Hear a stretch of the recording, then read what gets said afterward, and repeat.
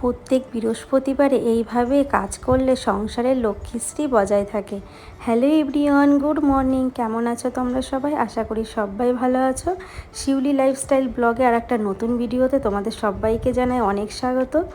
এখন সকাল বেজে গেছে 7টার। এখন তোমাদের সাথে নিয়ে ভিডিওটা শুরু করছি। সকাল থেকে দেখো একদম রান্নাঘর থেকে রান্না দিয়ে আজকে তোমাদের সামনে চলে আসলাম।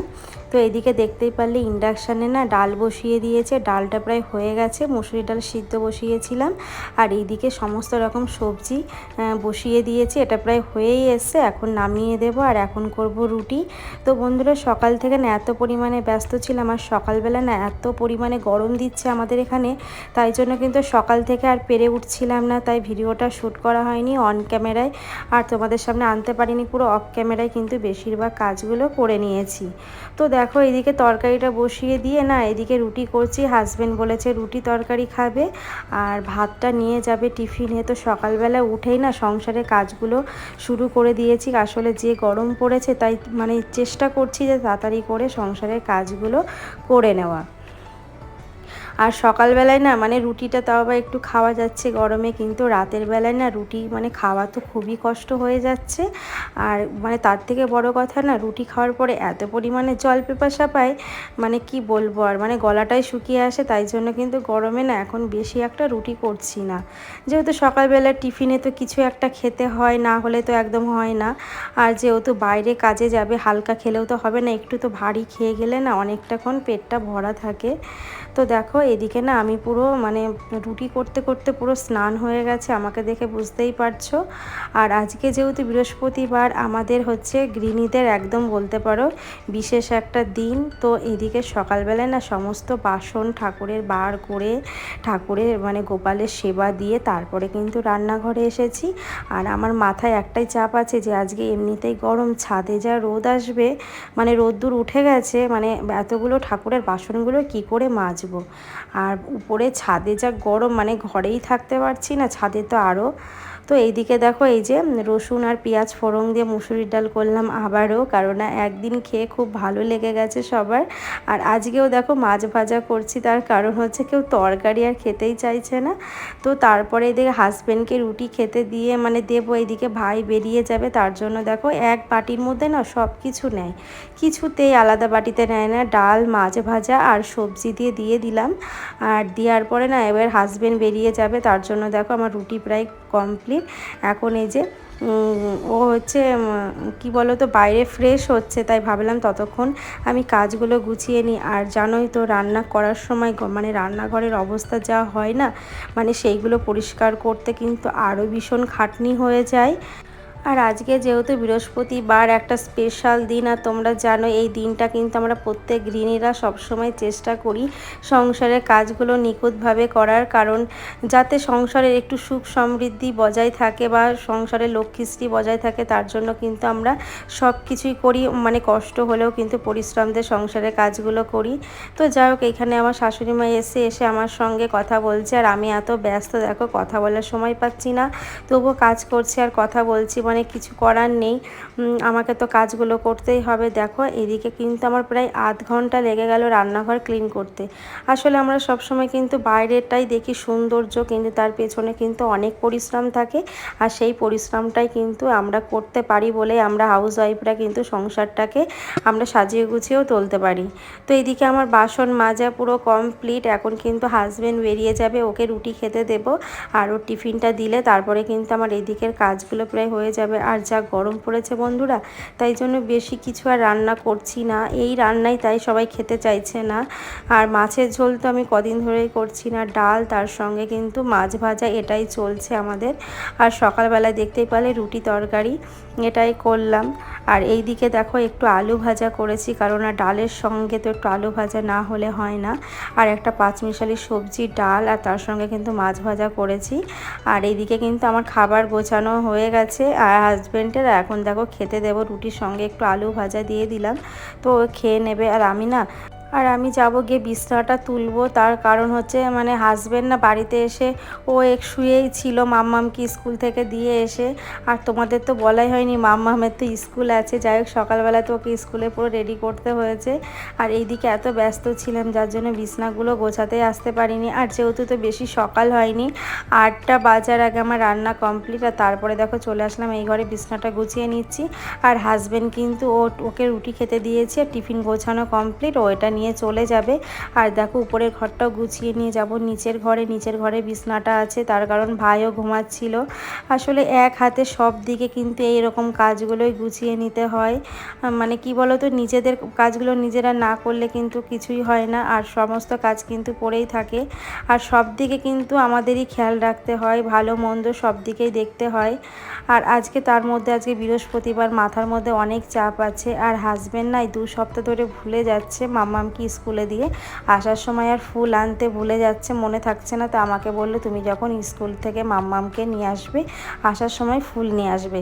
তাই জন্য সকালে আর পুজো দিতে পারবো না, আমার কাজ হয়ে গেছিলো। ফুল থাকলে কিন্তু একবারে স্নান করে পুজো দিয়েই মাম্মামকে আনতে যেতাম। তো কিছু করার নেই, আসার সময় নিয়ে আসবো। তাই ভাবলাম যে যখন হাতে সময় আছে তখন ঘরগুলো একটু গুছিয়ে নিই।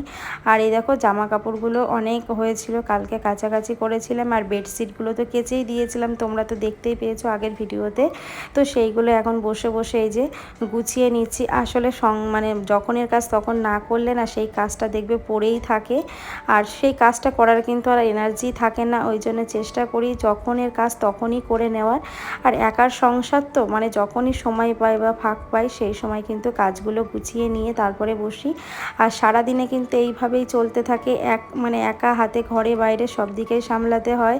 প্লাস ঘরের সবাই যারা বাইরে কাজে যাবে তার জন্য খাবারও গোছাতে হয়। তো কিছু করার নেই, নিজের কাজ তো নিজেকেই করতে হবে। কি করব বলো, কষ্ট হয় একটু, তবুও কিন্তু কাজগুলো হাসি মুখেই করার চেষ্টা করি, কারণ যেহেতু সংসারটা আমাকেই করতে হবে।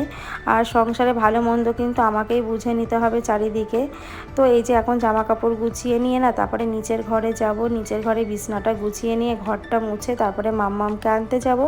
আর একদিকে ভালোই হয়েছে সকালে স্নান করিনি, কারণ বাইরে এত পরিমাণে গরম। আর মানে এসে না স্নান করে মাম্মামকে স্কুল থেকে নিয়ে এসে না আবার স্নান করতে হয়, ভীষণ কষ্ট হয়ে যায়।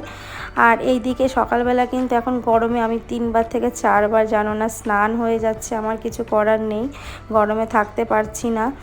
তো তারপরে কিন্তু নিচের ঘরের বিছনাটাও দেখো গুছিয়ে সমস্ত কাজ হয়ে গেছে। এখন একটু নিজেকে একটু সময় দিচ্ছি, মানে নিজে একটু খাওয়ার টাইম পেয়েছি। আর আজকে একটু খেয়ে নিচ্ছি, তার কারণ হচ্ছে ভীষণ খিদাও পেয়ে গেছিলো, সকাল থেকে কাজ করছিলাম। আর এইটুকু টাইম কিন্তু এই যে সকালের টিফিনের টাইমটাও কিন্তু আমাকে সমস্ত কাজ করেই আমি করলাম। আর কি বলো তো, আমি না মানে আমি জানি না অন্য কেউ এটা করে কি না, আমার যতক্ষণ না ঘরের কাজ কমপ্লিট না হয় না আমার খেতে মন লাগে না। আমার মনে হয় সমস্ত কাজ গুছিয়ে রেখে না খেতে আমার ভালো লাগে। আর যদি খেতে বসি না তখন মনে হয় যে কত কাজ পড়ে আছে, আমি যতক্ষণ খাবো ততক্ষণ মনে হয় আমার বাকি কাজগুলো হয়ে যাবে, মানে এইগুলোই আমার মাথার মধ্যে ঘোরে। তাই যাই হোক, খাওয়া দাওয়ার পর এই যে ওভেনটাও সুন্দর করে একদম ক্লিন করে নিলাম, আর ডাইনিং টেবিলটাও ক্লিন করে নিলাম। আর এখন তারপরে দেখো ফ্রেশ হয়ে মাম্মামকে আনতে যাব। আর বন্ধুরা এত পরিমাণে বাইরে গরম, বিশ্বাস করবে না, মানে বাইরে গেলে ভীষণ কষ্ট হচ্ছে। আর বিশেষ করে মাম্মাম তো স্কুল থেকে আসার সময় খুবই কষ্টে আসে, কান্না করতে করতে আসে, মানে ঘেমে স্নান হয়ে যায়। আর কি করব বলো, এইভাবে তো কিছু করার নেই, এখন ওদের স্কুল ছুটি দেয়নি। তাহলে চলো বন্ধুরা, এসে তোমাদের সামনে কথা বলছি। তো ফাইনালি চলে আসলাম বন্ধুরা, এসে না একটু ফ্রেশ হলাম, হয়ে একটু খাটে বসেছিলাম। তারপরে এইদিকে মাম্মামকেও স্নান করিয়ে দিয়েছি, এখন ওকে দেখো বই বার করে দিয়েছি, ও এখন হোমওয়ার্ক করবে। আর আমি কিন্তু স্নান করে চলে যাব ছাদে এই গরমের মধ্যে, গিয়ে কিন্তু আমি বাসন মাজবো ঠাকুরে, বৃহস্পতিবার আজকে।